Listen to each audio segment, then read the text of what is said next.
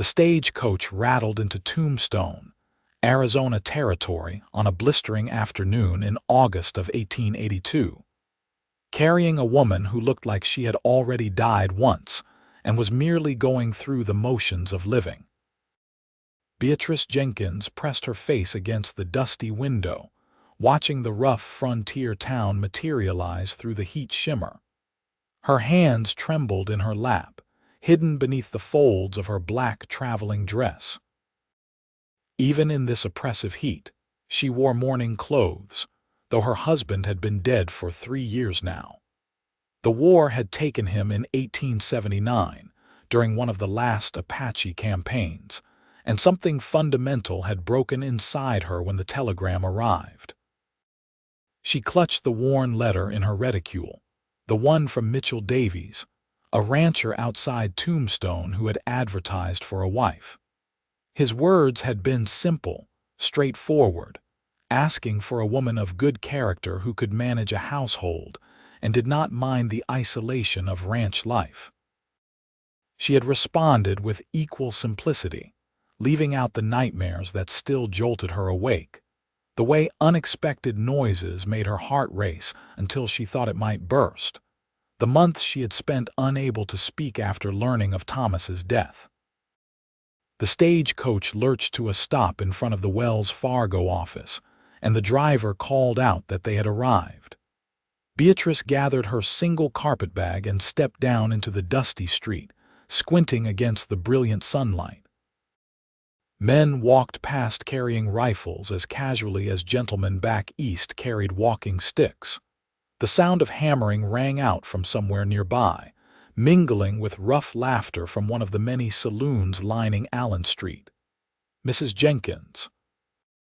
The voice was deep but gentle, and Beatrice turned to find a tall man standing a respectful distance away.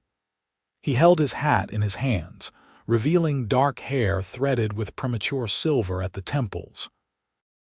His face was weathered from years in the sun, with lines around his eyes that suggested he smiled often, though he was not smiling now. Those eyes, a warm brown like creek stones, regarded her with careful attention. "Mr. Davies?" Her voice came out smaller than she intended. "Yes, madam."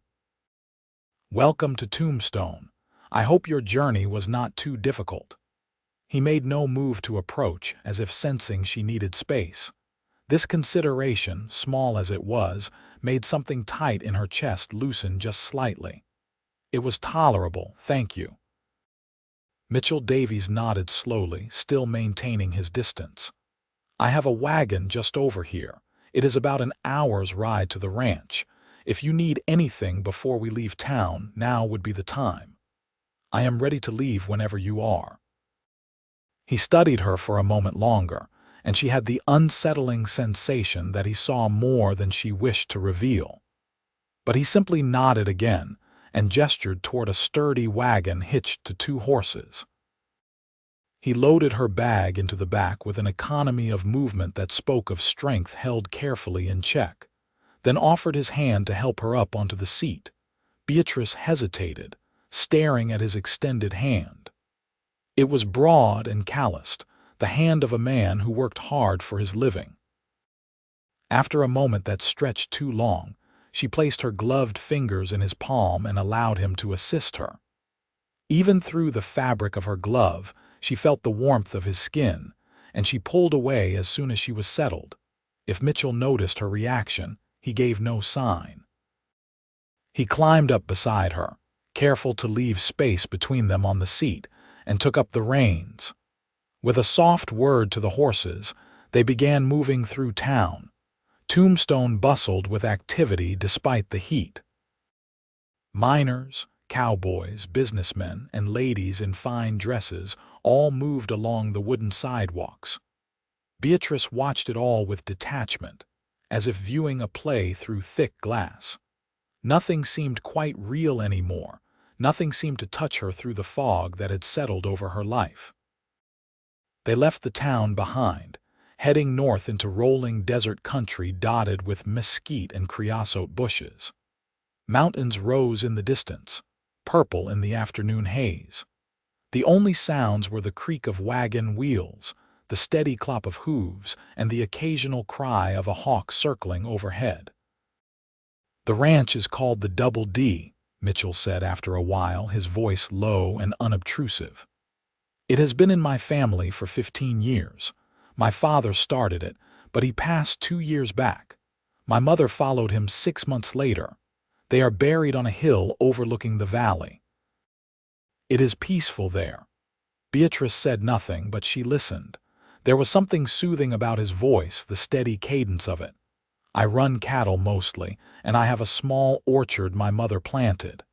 Apple trees which seem improbable in this country, but she was determined. They actually produce fruit now. The house is modest but solid. There are 2 bedrooms, a main room, and a kitchen. I have been managing well enough on my own, but I confess the place could use a woman's touch." He glanced at her, then quickly away. "I want you to know that I will not press you for anything you are not ready to give. My advertisement was for a wife in name and companionship, but I understand that true marriage takes time to build. You will have your own room for as long as you need it." Something in Beatrice's chest, wound tight as a watch spring, eased a fraction. "Thank you," she whispered. "I am a patient man, Mrs. Jenkins, and I suspect you have been through more than you have written in your letters." She did not answer, could not answer.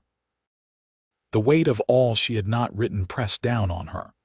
The way Thomas had looked before he left for his final campaign, young and vital and convinced of his own immortality. The telegram that had arrived 3 months later. The colonel who had come to her door and told her, in a voice heavy with reluctance, exactly how her husband had died. She had not asked for details, but he had given them anyway, perhaps thinking she needed to know. The ambush, the violence, the suffering. After that, the memories became fragmented. Weeks where she could barely eat, could not sleep, could not speak. Her sister had cared for her, patient and worried. Slowly, so slowly, she had returned to something resembling function. But the nightmares remained. The sudden panics. The feeling that she was watching her own life from a great distance. "I cannot promise to be a good wife," she said suddenly, the words torn from somewhere deep. "I am not certain I can be what you need." Mitchell was quiet for a long moment, his hand steady on the reins. When he spoke, his voice was firm but kind.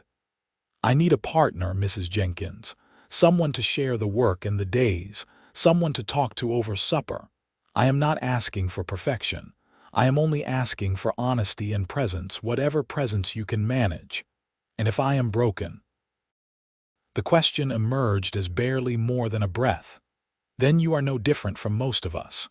He glanced at her again, and this time she met his eyes. "The war broke a lot of people, madam. Different wars, different ways of breaking, but broken all the same. I do not expect you to be anything other than what you are." Tears pricked at her eyes, the first she had felt in months. She blinked them back fiercely and turned her attention to the landscape. They were climbing now, following a rough track that wound between rocky hills. Desert vegetation gave way to scattered juniper trees. The air was fractionally cooler.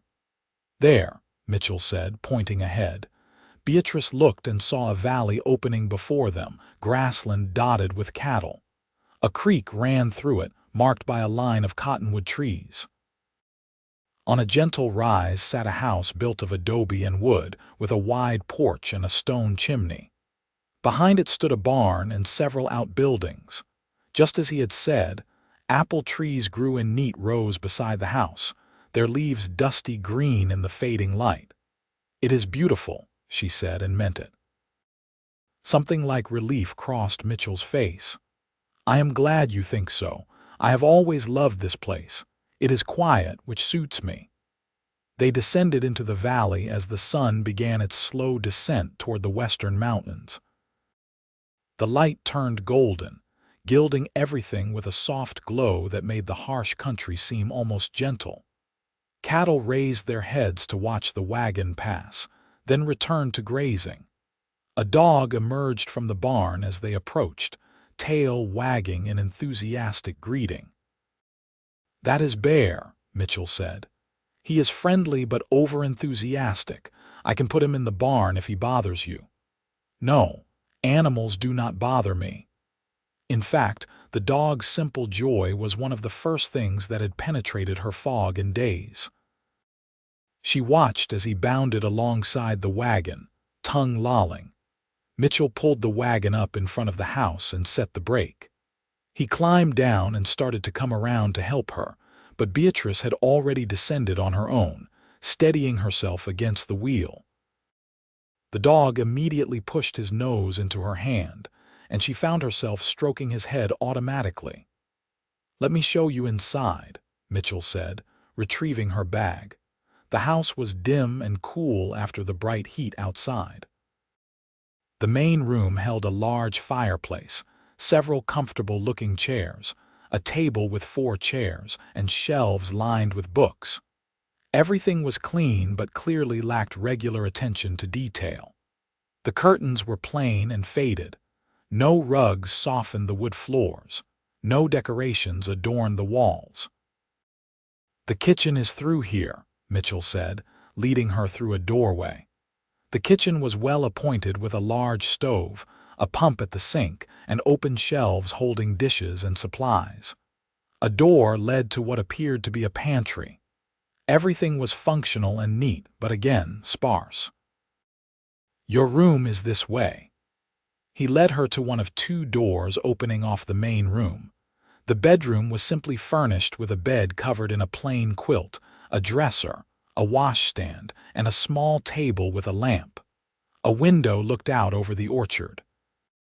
"The necessary is out back, and there is a bathhouse beside it where you can wash. I keep it supplied with water and wood for heating. My room is through the other door.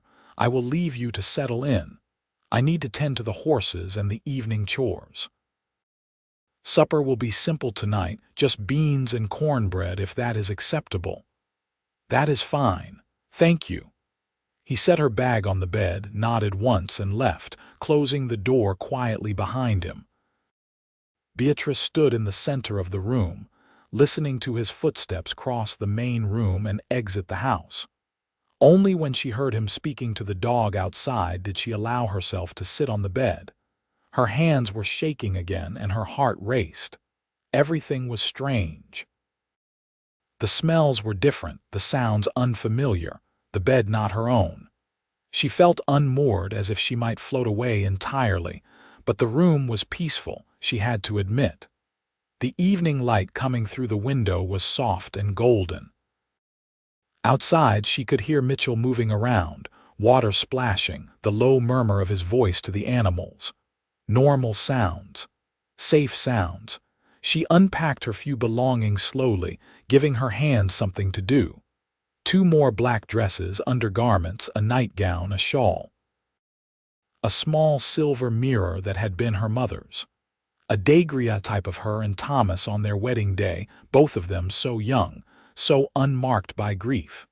She placed this in the drawer rather than on display. Looking at it hurt too much.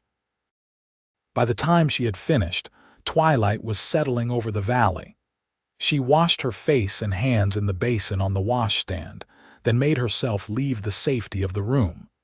Mitchell was at the stove, stirring a pot of beans. He had lit several lamps against the gathering darkness, and their warm glow made the sparse room feel more welcoming. "Can I help with anything?" she asked. He turned, and she saw that he had washed and changed his shirt. "The cornbread needs to come out of the oven in a few minutes. If you want to set the table, that would be helpful." She found plates and utensils and set 2 places at the table. The simple domestic task felt both foreign and familiar. She had done this countless times in her marriage to Thomas, but that life seemed 100 years ago now, belonging to a different woman. They sat down to eat in a silence that was not quite comfortable but not hostile either. The food was simple but well prepared. Mitchell ate with the steady purpose of a man who worked hard and needed fuel, but he did not rush her or press conversation. Finally, he said, "I thought tomorrow I could show you around the property, introduce you to the cattle and the horses, show you where everything is. Unless you would rather rest, the journey from the east must have been exhausting." "I would like to see the ranch," Beatrice heard herself say. The thought of sitting alone with her thoughts all day was unbearable. "Good. I think you will find it peaceful here. We do not get many visitors, which I hope will not feel too isolating for you. The nearest neighbors are the McCormick family, about 5 miles east. They are good people.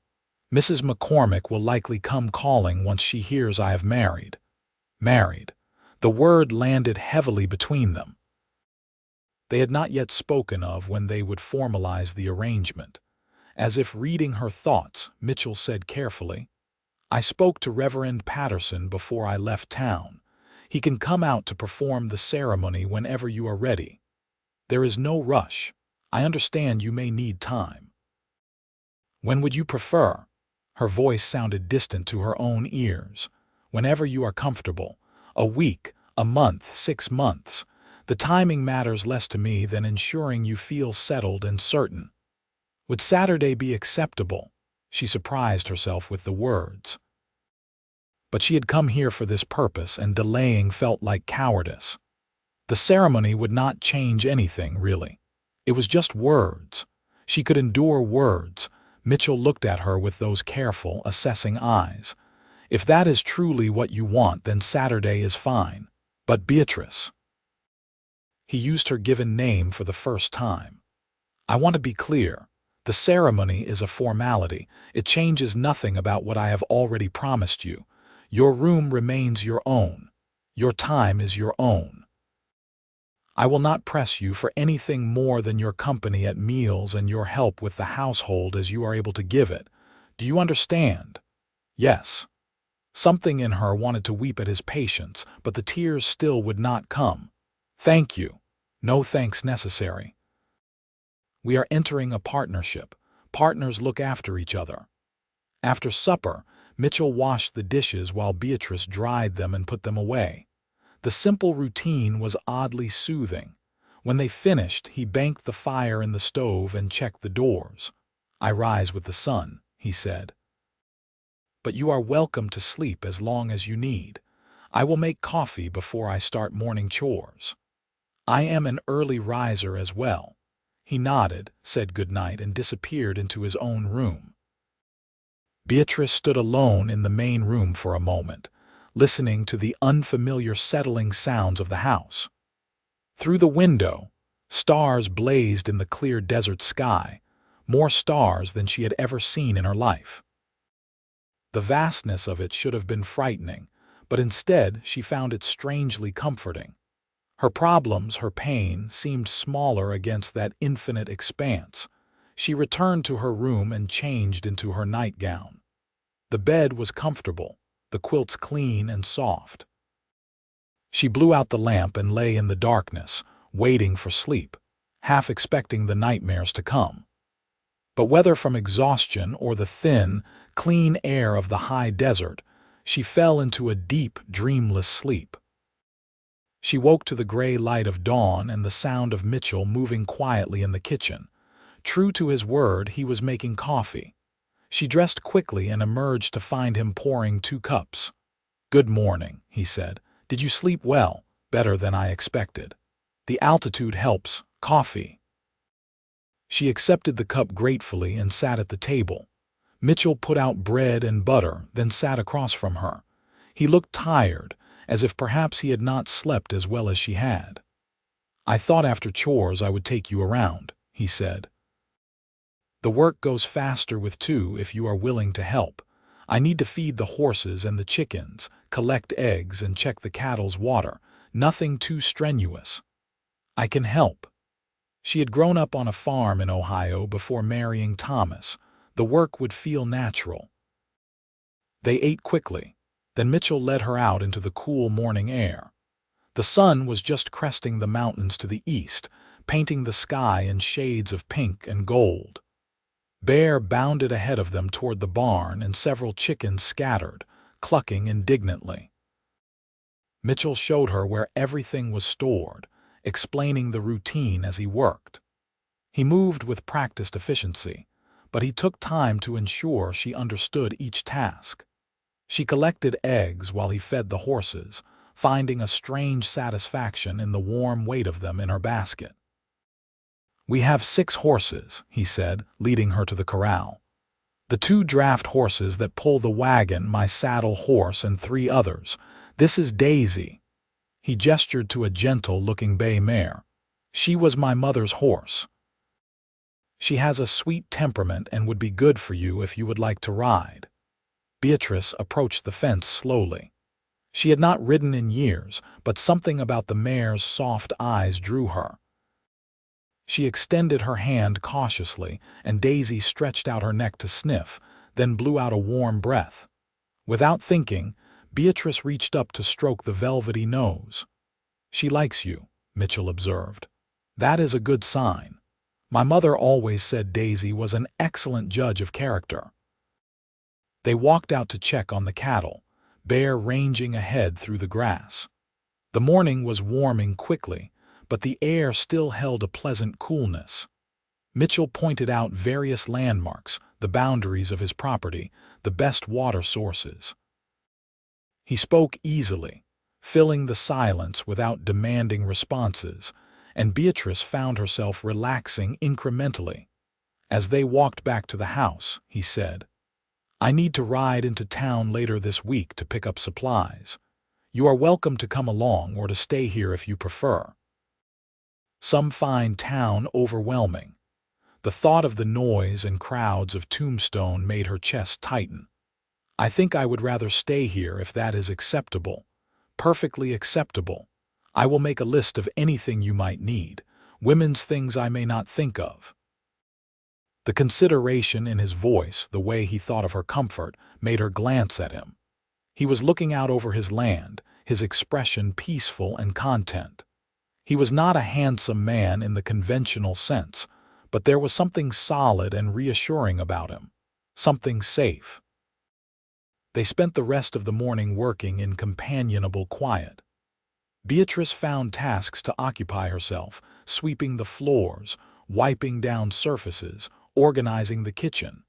Mitchell worked outside, repairing a section of fence. At midday, she made a simple meal of cold meat, bread, and pickles, calling him in from his work. "This is good," he said, eating with evident appreciation. "Better than my usual fare. It is nothing fancy. Fancy is not always better. My mother used to say the best meals were the ones shared with people you cared about." Beatrice absorbed this without comment.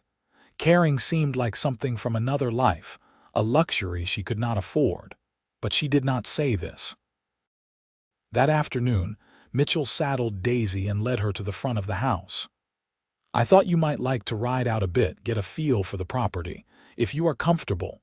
Beatrice had not expected this, but looking at the patient mare, something in her stirred. "All right."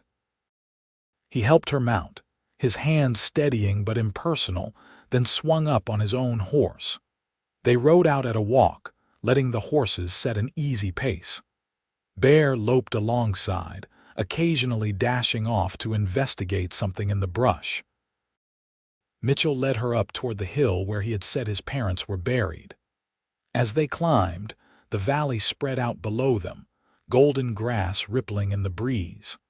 At the top, 2 simple wooden crosses marked the graves, surrounded by a low fence to keep the cattle out. "I come up here sometimes," Mitchell said quietly, "when I need to think. It reminds me that life is shorter than we believe when we are young, that we should not waste the time we have." Beatrice looked at the graves, thinking of Thomas buried somewhere in New Mexico territory, in ground she had never seen. "Do you think they would approve of our arrangement?" she asked. "My mother would approve of anything that brought life back to the ranch. She always said a home needed people, plural, to be complete, and my father would say that practical solutions to life's problems are nothing to be ashamed of. They were both sensible people." "Were you close to them?" "Very. Their loss was hard. He paused, then added, "I understand loss, Beatrice. Perhaps not the same as yours, but I understand how it changes you." She appreciated that he did not press for details about her own loss. They stood in silence for a few more minutes, then rode back down the hill. By the time they returned to the barn, the afternoon was waning, and her legs ached from the unaccustomed riding. But she felt more present in her body than she had in months. The days until Saturday passed in a rhythm of work and quiet companionship. Mitchell was as good as his word, making no demands, patient with her silences, content to let her find her own way. She cooked their meals and tended the house, finding comfort in the routines. He worked the ranch, occasionally asking for her help with tasks that needed two sets of hands. They spoke more each day, small exchanges that gradually grew more substantial. She learned that he had served briefly in the cavalry before his father's failing health had brought him home. That he had once thought about becoming a teacher, but had fallen in love with ranching instead. That he preferred reading to socializing, which was fortunate given their isolation. That he had been engaged once, years ago, but the woman had decided she could not abide the loneliness of ranch life and had ended their arrangement. "It hurt at the time," he admitted one evening as they sat on the porch watching the sun set. "But looking back, I think we would have made each other miserable. She needed society and I need space and quiet. Neither of us was wrong. We just were not right for each other." Beatrice considered this. "Do you worry we might be making the same mistake?" "No." His answer was immediate and certain. "You need space and quiet too. I see it in you. The way you relax a little more each day out here. The way you watch the desert and the sky as if they are speaking to you. You are running from something and you need a place to hide while you heal. I can offer that." His perception unsettled her. "I am not certain I can heal." "You already are. Slowly, but it is happening. You are eating more, sleeping better. I hear you humming sometimes when you work. You do not even realize you are doing it, but you are. That is healing." She wanted to argue, but the words would not come. Perhaps he was right. Perhaps in the quiet safety of this isolated valley, something broken inside her was beginning to mend. Saturday arrived bright and clear.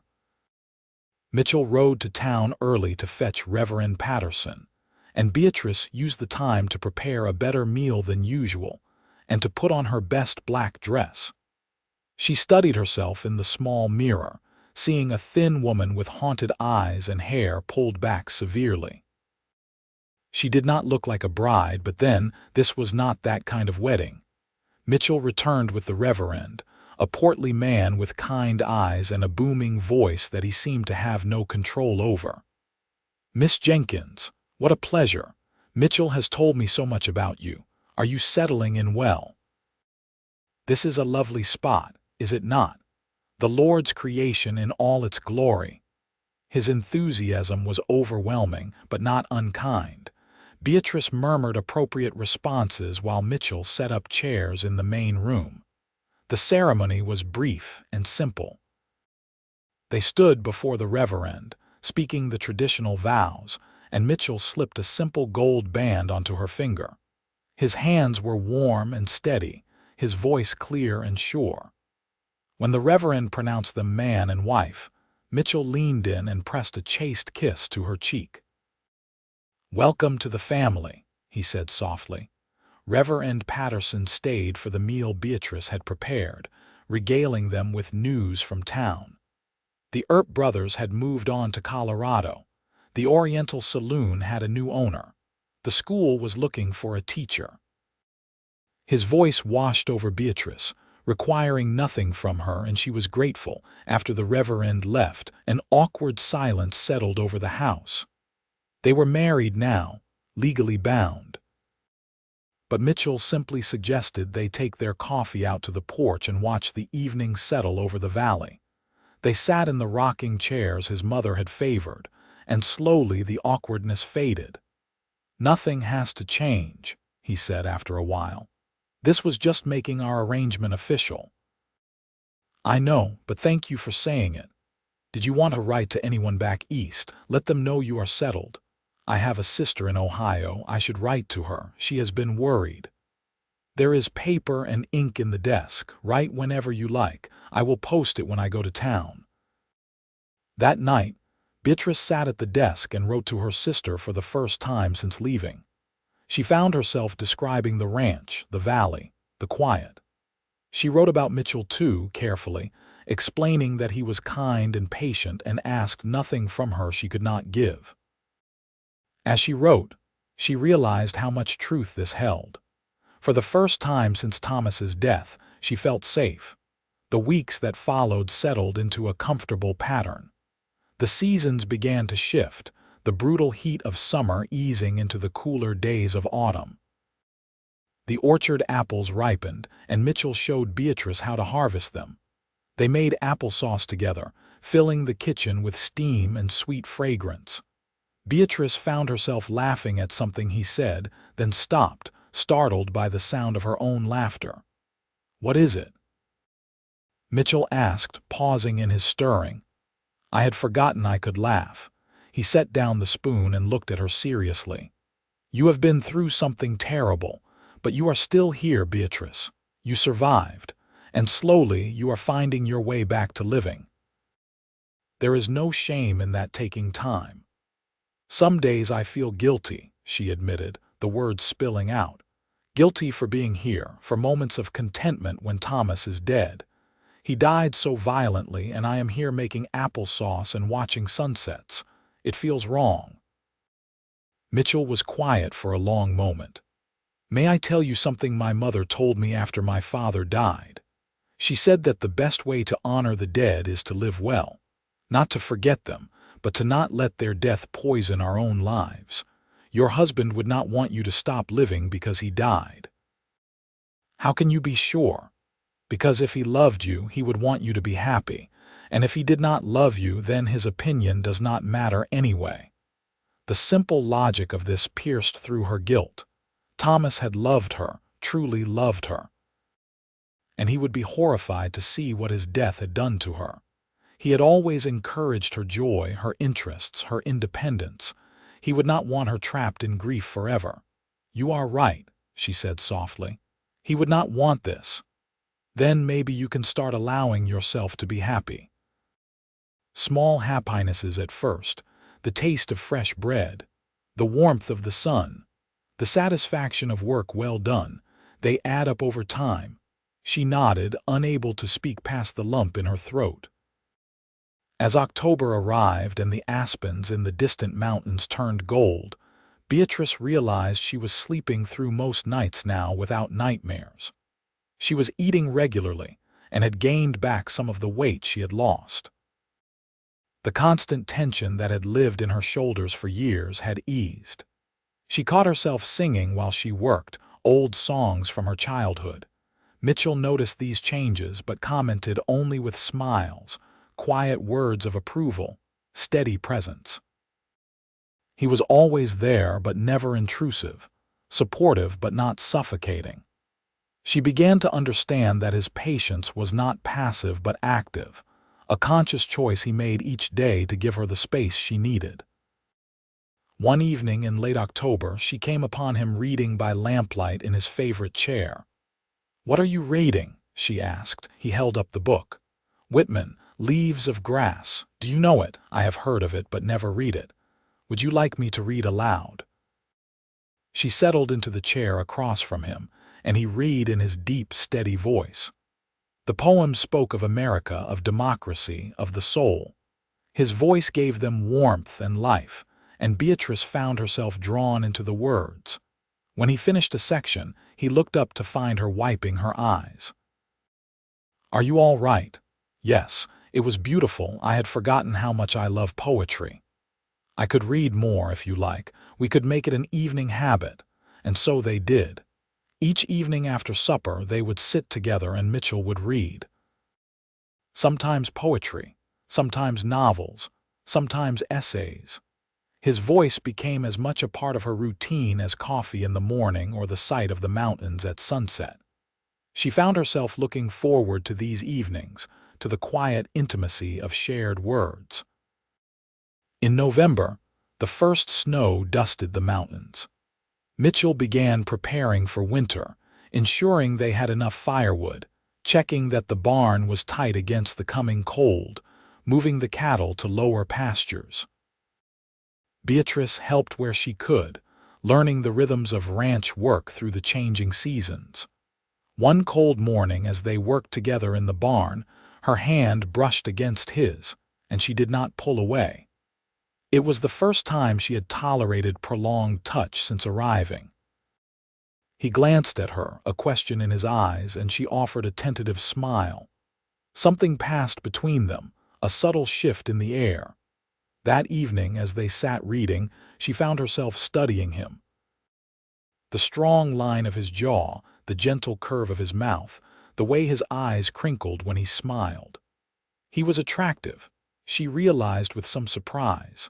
Not in the flashy way of young men, but in the solid, dependable way of a mature man comfortable in his own skin. And he was kind, endlessly kind. "Why did you really send for a mail-order bride?" she asked suddenly, interrupting his reading. He marked his place and closed the book. "Honestly, please. I was lonely. The ranch takes all my time and energy, so courting in the traditional sense was impractical. I am not good at social gatherings or small talk. I wanted a companion, someone to share life with. I thought a practical arrangement might suit a woman who also needed something practical rather than romantic. Do you regret it? I have not been much of a companion." "You have been exactly what I needed," he said firmly. "You have brought life back to this house. Your presence has made all the difference. And Beatrice, you have been more than I expected.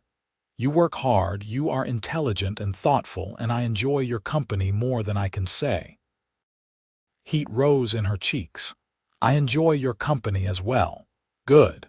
He smiled, and the warmth in it made her heart skip. "Then we are both getting what we need." But as the words hung in the air, Beatrice realized her needs were changing. She no longer needed just safety and solitude. She was beginning to need more. His presence brought her comfort, yes, but also something else. Something that fluttered in her chest when he smiled at her. Something that made her hyper-aware of his proximity. Something that felt dangerously like affection. Winter closed in gradually, the days growing shorter and colder. Snow fell in the valley now, transforming the landscape into something magical and strange. The work became harder, the cold demanding more from both of them. They rose in darkness and worked by lamplight long into the evenings. One particularly brutal day in December, Mitchell came in from checking the cattle, half frozen and exhausted. Beatrice had hot coffee waiting and pressed a cup into his hands, helping him out of his snow-covered coat. His fingers were stiff with cold, and without thinking, she took them in her own hands, chafing them gently to restore warmth. He stood very still, watching her. When she looked up, their faces were close, and she saw something in his eyes that made her breath catch. Not demand, but want. Longing. Carefully restrained, but there nonetheless, she stepped back, suddenly flustered. "I should make supper. Beatrice." His voice stopped her. "If I have done anything to make you uncomfortable, please tell me." "No, you have been nothing but kind, she struggled for words. "I am not sure what I feel anymore. It is confusing." "There is no rush to figure it out. Take all the time you need." But time was making things more complicated, not less. As Christmas approached, Beatrice found herself wanting to do something special, to show Mitchell her gratitude and, if she was honest, her growing affection. She used some of her limited funds to order books from the catalog when Mitchell went to town, choosing titles she thought he would enjoy. She spent evenings knitting him a scarf from yarn she found in a trunk that had belonged to his mother. On Christmas morning, they exchanged gifts by the fire.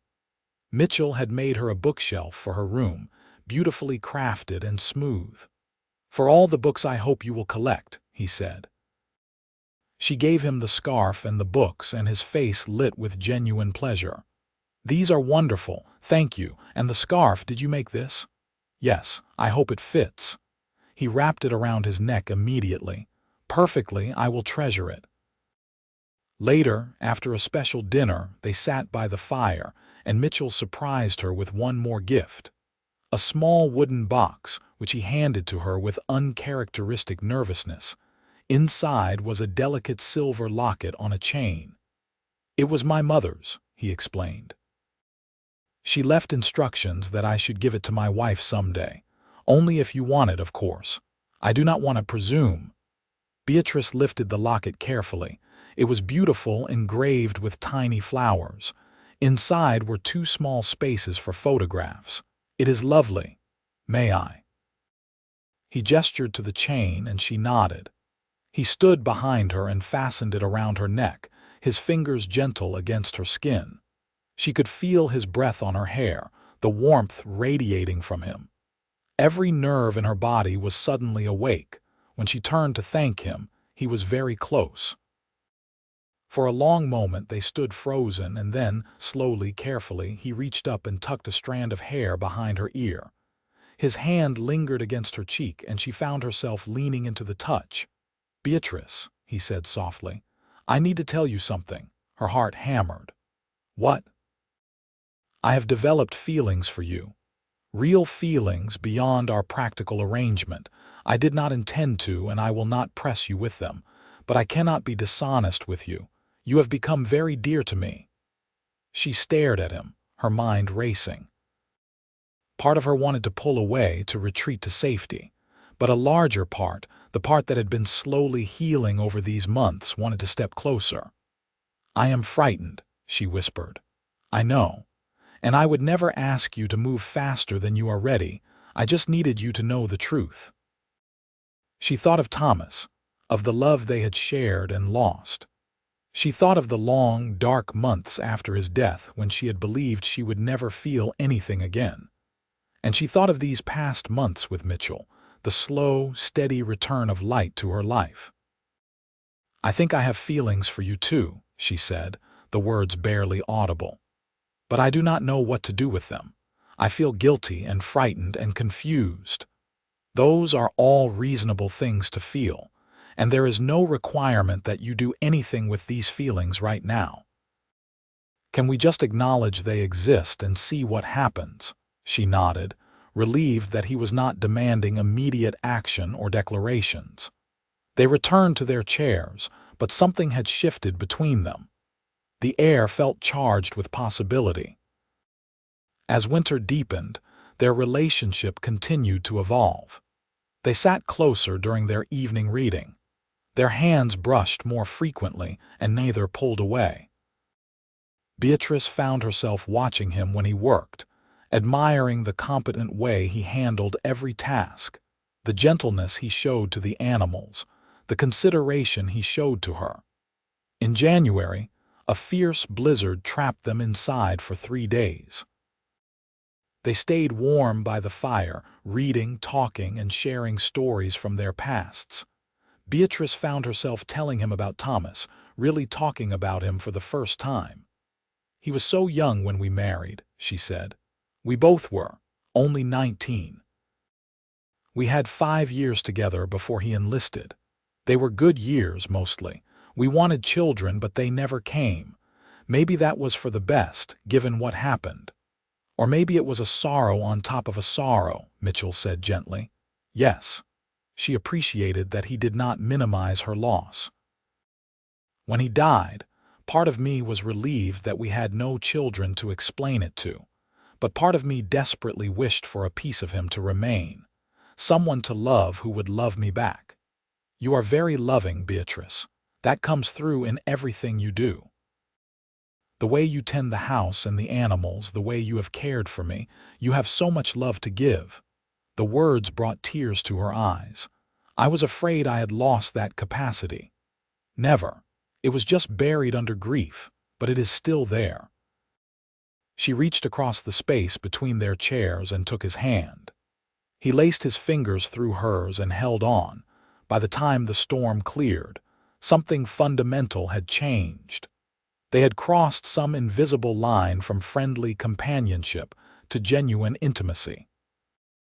Not physical yet, but emotional.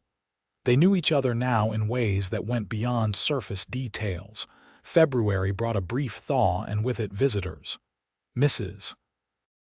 McCormick and her daughter rode over one bright afternoon, ostensibly to welcome Beatrice properly but really to satisfy their curiosity about Mitchell's new wife.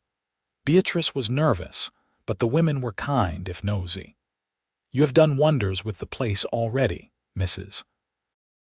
McCormick said, surveying the cleaner, more organized house. "Mitchell, you are fortunate to have found such a capable wife." "I am aware," Mitchell said, his eyes on Beatrice. The warmth in his gaze made her blush. After the women left, bearing jars of her applesauce, Beatrice felt unexpectedly pleased. She had managed social interaction without panic or withdrawal. She was functional again in ways she had not been for years. "You did well," Mitchell said. "I know that was difficult. It was easier with you here." "I will always be here, Beatrice, for as long as you want me." "I want you," she said, then flushed deeper at the possible implications. "I mean, I want you here with me."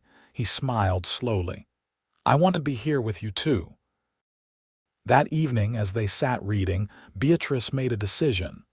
When Mitchell finished the chapter he was reading, she stood and crossed to his chair. He looked up, surprised, as she held out her hand. "Dance with me," she said. "There is no music. We can hum." He stood and took her hand, pulling her gently into a simple waltz position. They moved slowly around the room, humming a tune that was more felt than heard. It was clumsy and imperfect, but it was the first time Beatrice had danced since her wedding to Thomas. The first time she had been held with any intimacy. Mitchell's arms were strong but careful, his hand warm against her back. She could feel the steady beat of his heart, and gradually she relaxed against him, letting him support more of her weight. When the impromptu dance ended, she found herself still in his arms, her head resting against his chest. "Thank you," she whispered. "For what? For waiting. For being patient. For seeing me when I could barely see myself." He tipped her chin up so he could see her face. "Beatrice, you are the bravest person I know. You have fought your way back from darkness. All I did was hold a light." She reached up and touched his face, feeling the rasp of his evening stubble, the warmth of his skin. His eyes darkened, and very slowly, giving her time to pull away, he lowered his head and kissed her. It was gentle, barely a brush of lips, but it sent electricity through her entire body. She made a small sound, and he started to pull back, but she followed, pressing closer, deepening the kiss. His arms tightened around her, and for several heartbeats they stood locked together, discovering this new dimension of their relationship. When they finally broke apart, both were breathing hard. Mitchell rested his forehead against hers. "I have wanted to do that for months. I did not know I wanted it until recently, but I do want it. I want you, Mitchell, not just as a partner or a companion, as a husband, truly." "Are you certain? I do not want you to feel pressured." "I am certain. I will always grieve Thomas, but I am not his widow anymore. I am your wife. And I want to be fully your wife if you will have me." "If I will have you," he laughed, the sound joyful and free. "Beatrice, I have been half in love with you since you stepped off that stagecoach looking like you might shatter. And I have been fully in love with you since the day I heard you humming in the kitchen. Yes, I will have you. Gladly, gratefully, and for the rest of my life." She kissed him again with more confidence this time, and he responded with barely restrained passion. When they broke apart, he took her hand and led her to the door of her room, then paused. "I want this to be right," he said. "Not rushed. Are you truly ready?" In answer, she opened the door and drew him inside. That night, they became husband and wife in every sense. and Beatrice discovered that healing could come in many forms. In Mitchell's patient, gentle lovemaking, she found not a betrayal of her past but an opening to her future. The months that followed were the happiest Beatrice had known since before the war. She and Mitchell worked the ranch as a team, and when spring arrived, they planted a garden together. She rode Daisy through the valley, confident now in her horsemanship. The nightmares came less frequently, and when they did, Mitchell would hold her until they passed, whispering reassurances in the darkness. In April, Mrs. McCormick visited again and immediately narrowed her eyes at Beatrice. "You are glowing, dear. Am I to expect happy news?" Beatrice had suspected for a few weeks but had not yet told Mitchell. "Perhaps it is early yet." That evening, she told him, his face transformed with joy and wonder. "A child, truly," the doctor in town confirmed it this afternoon. "I am about 2 months along." He picked her up and spun her around, then immediately set her down carefully. "Sorry, I should not have done that. Are you well? Do you need anything? Should you be resting?" His concern made her laugh. "I am fine. Pregnancy is not an illness, but we will have a child by late autumn." "A child." He said it with reverence. "Our child." That night they lay together, his hand resting on her still flat belly, talking about the future. Names they liked, how they would expand the house, what kind of parents they hoped to be. For the first time, Beatrice felt no guilt discussing the future, no sense that she was betraying the past. This was her life now, and she was choosing it fully. The pregnancy progressed smoothly. Beatrice had some morning sickness, but nothing severe. As her belly grew, Mitchell became increasingly solicitous, taking on more of the heavy work and insisting she rest. She tolerated this fussing with good humor, amused by his protectiveness. In October, as the leaves turned gold again and the air grew crisp, she went into labor. Mrs. McCormick and the doctor came from town, and after a long night, Beatrice delivered a healthy baby boy. They named him Thomas Mitchell Davies, honoring both the husband she had lost and the one who had saved her. Mitchell held his son with tears streaming down his face. "He is perfect." "You are perfect. I cannot believe how fortunate I am." Beatrice, exhausted but elated, watched husband and son together and felt the last pieces of her broken heart fuse back together. The scar would always be there, the memory of what she had lost. But new love had grown around and through the damage, making her stronger than she had been before. As little Thomas grew, the ranch prospered. They hired a young cowhand to help with the work, freeing Mitchell to spend more time with his family. Beatrice blossomed as a mother, finding joy in each milestone. When Thomas was 2, she became pregnant again, delivering a daughter they named Sarah Catherine after Mitchell's mother. The house rang with laughter and noise now, so different from the silent, hurting woman who had arrived 5 years earlier. Beatrice sometimes caught glimpses of that earlier version of herself and felt compassion for her, gratitude that she had been brave enough to keep living even when life felt impossible. On their 5th wedding anniversary, Mitchell arranged for the children to spend the night with the McCormick family so he and Beatrice could have an evening alone. They rode up to the hill where his parents were buried, now also the site of a small bench Mitchell had built. "I come up here sometimes with the children," Beatrice said. "I tell them about their grandparents and about their Uncle Thomas, who they will never meet but who would have loved them." "You honor him well," Mitchell said, "by living fully, by loving without reservation, by being happy." "You made that possible. You saved my life, Mitchell." "No." He took her hands, his expression serious. "You saved your own life. You did the hard work of healing. I just provided a safe place for you to do it." She kissed him, deep and sweet. "Then we saved each other. Because I think you were lonely and hurting too, even if in different ways. We healed together." "Yes," he agreed. Together, always together. They sat on the bench as the sun set over the valley, painting the sky in brilliant oranges and purples. Below, smoke rose from the chimney of their home, warm and welcoming. Cattle dotted the pastures. The orchard was heavy with fruit. Everything they had built together from grief and patience and gentle, steady love. "You remember asking me once if I was broken," Mitchell said. "That first day we drove out here, I remember. You said you did not know if you could be what I needed. Do you remember what I told you? That I just needed to be honest and present, whatever presence I could manage. And you have been so much more than that. You have been everything, Beatrice. Everything I needed and more than I dared hope for." Tears pricked her eyes, happy tears this time. "We should go home. The children will be missing us." "Not yet." He pulled her close. "Let me hold you here for a while longer, just us, the land and the sky. Everything that matters most." She settled against him, listening to his heartbeat, watching the stars emerge one by one in the darkening sky. The wind whispered through the grass, carrying the scent of sage and earth. Somewhere in the valley, a coyote sang its evening song. This was healing, she thought. Not the absence of pain, but the presence of love.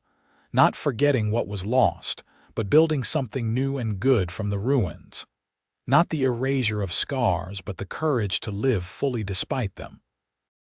She had come to Arizona as a widow wrapped in grief and trauma, barely surviving. She had found a patient cowboy who had asked nothing but given everything. And together they had built a life worth living, a love worth fighting for, a future bright with promise.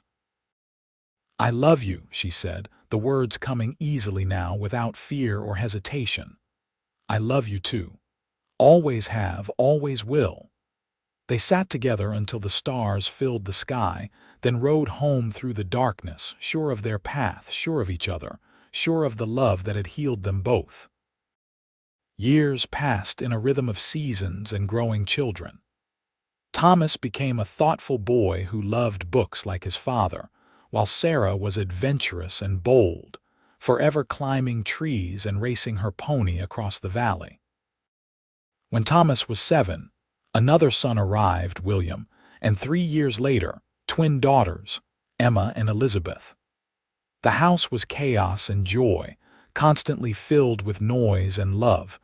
Beatrice sometimes struggled with difficult days when the old trauma would resurface unexpectedly. A loud noise might send her heart racing, or a nightmare would drag her back to those dark months after losing her first husband. But now she had tools for coping, and more importantly, she had Mitchell. He would hold her, remind her where she was, ground her in the present until the panic passed. The children knew their mother had been sad once, before they were born, but that their father had helped her become happy again. It was part of their family story, told without shame or secrecy. Beatrice wanted them to understand that healing was possible, that love could save you if you were brave enough to accept it. The ranch continued to prosper.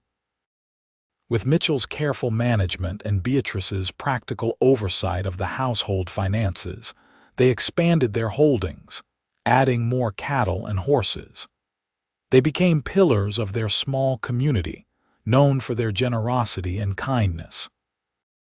When new families arrived, struggling in the harsh territory, Mitchell and Beatrice were always ready to help, offering supplies, advice, or just friendship. On their 10th anniversary, they took the children on a trip to Tucson, a rare adventure away from the ranch. The children were wide-eyed at the bigger town, and Beatrice found she could navigate the crowds and noise with only mild anxiety. How far she had come from the woman who could barely speak, who had lived in a fog of grief.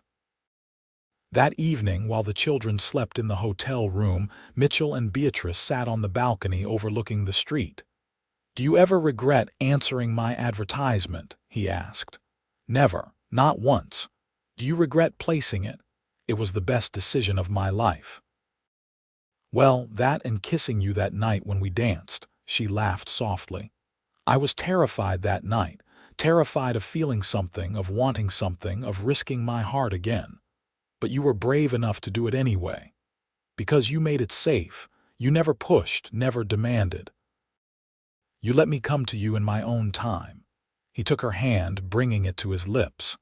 I would wait forever for you, Beatrice, in this life and any other. You will not have to wait. I am here, fully present, fully yours, always. Their children grew strong and capable. Thomas went to university in California, studying law. Sarah married a young rancher from a neighboring property, a good man who adored her. William took over more of the ranch operations as Mitchell aged, showing a natural talent for the work. The twins, inseparable and spirited, talked of becoming teachers. As Beatrice and Mitchell moved into their later years, they spent more time on the porch together, watching the valley they had filled with life and love. Their bodies were slower now, marked by hard work and time, but their love had only deepened. They knew each other's thoughts, could communicate with a glance, fit together like pieces of a puzzle. One spring evening, when they had been married for 30 years, Mitchell turned to her with the same serious expression he had worn that first day. I need to tell you something. She smiled, knowing from his tone it was something important. What is it? I am grateful. For every single day we have had together, for your courage in coming here, for your strength in healing, for the family we have built and the life we have shared. I just wanted you to know that. She reached over and took his weathered hand in hers, her own hand equally marked by time. I am grateful too. You gave me my life back, Mitchell. You showed me that love could be gentle and patient and still be powerful. You healed me with your kindness. We healed each other, he corrected, echoing words they had spoken many times over the years. Love is not just one person saving another. It is two people choosing each other every day, working together, building something strong enough to weather any storm. Yes, she agreed, and we have weathered many storms, and many more to come, I hope. I intend to love you for many more years yet. You better, she said, smiling. I am not finished with you. They sat in comfortable silence as the sun painted the sky in shades of gold and rose. Their children and grandchildren would arrive tomorrow for Sunday dinner, filling the house once more with noise and laughter. But for now, it was just the two of them, the land, and the love that had transformed them both. Beatrice thought back to that terrified woman who had stepped off the stage coach so many years ago, wrapped in grief and unable to imagine a future. If she could speak to that younger self, what would she say? That healing was possible, that love could find you even in the deepest darkness. That patience and gentleness could mend what seemed irreparably broken, all of those things, yes. But mostly, she would tell her younger self to hold on, to keep breathing, keep moving, keep hoping.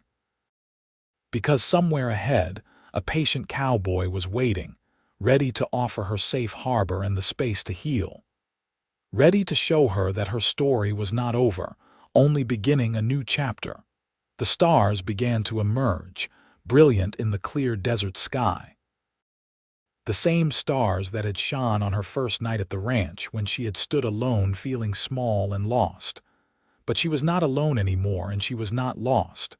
She was home in every sense of the word. What are you thinking about? Mitchell asked softly. Gratitude, she said, and love.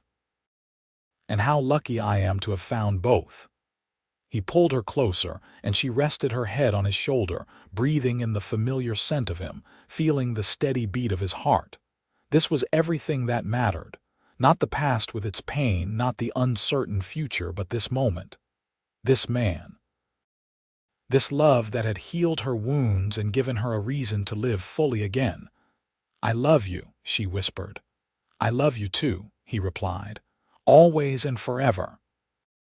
And as the night deepened around them and the coyotes began their evening songs, Beatrice Jenkins Davies closed her eyes and gave thanks for the day she had been brave enough to answer an advertisement, for the patient cowboy who had seen her worth even when she could not see it herself, and for the gentle, persistent love that had brought her back to life. Their story was not one of dramatic rescue or passionate whirlwind romance. It was quieter than that, and perhaps more powerful. It was the story of two wounded souls who had found each other and chosen, every single day, to keep choosing each other. Who had built a life of meaning and purpose from loss and loneliness. Who had proven that healing was possible and love could conquer even the deepest trauma, not through force but through patience, gentleness, and unwavering commitment. As they sat together under the vast Arizona sky, surrounded by the life they had created, they were living proof that even the most broken hearts could mend, that even the darkest nights eventually gave way to dawn, and that true love, the kind that heals and transforms and endures, was worth every moment of the journey to find it. The end of their story was really just another beginning, another day in a lifetime of days, stretching forward into a future they would face together, hand in hand, heart to heart, forever bound by the love that had saved them both.